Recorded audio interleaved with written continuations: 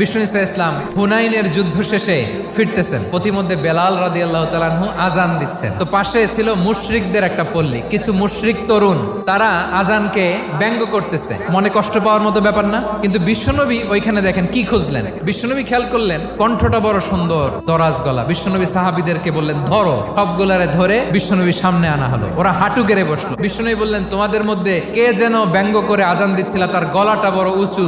আবু মাহজুরা বলে আমার বন্ধুরা সবাই আমার দিকে আঙ্গুল দেখায়। আবু মাহজুরার মাথায় হাত দিয়ে বললেন এবার আজান দাও দেখি। আবু মাহজুরা বলে আমি তো আজান দিতে জানি না। বিশ্বনবী বললেন তাহলে আসো আমি তোমারে শিখাই দেই। বিশ্বনবী একটা বাক্য পরে, আবু মাহজুরা পরে, বিশ্বনবী পরে, আবু মাহজুরা পরে। আবু মাহজুরা বলে এক একটা বাক্য পড়ি আমার কলিজাটা গলে ঠান্ডা হয়ে যায়। বিশ্বনবীর সাথে দাঁড়িয়ে উনি শাহাদা পড়ে মুসলমান হয়ে গেলেন। বিষ্ণু ইসা ইসলাম বললেন যাও আবু মাহজুরা, আমি তোমাকে পৃথিবীর শ্রেষ্ঠতম মসজিদ মক্কার মসজিদুল হারামের মুয়াজ্জিন হিসেবে অ্যাপয়েন্ট করে দিলাম।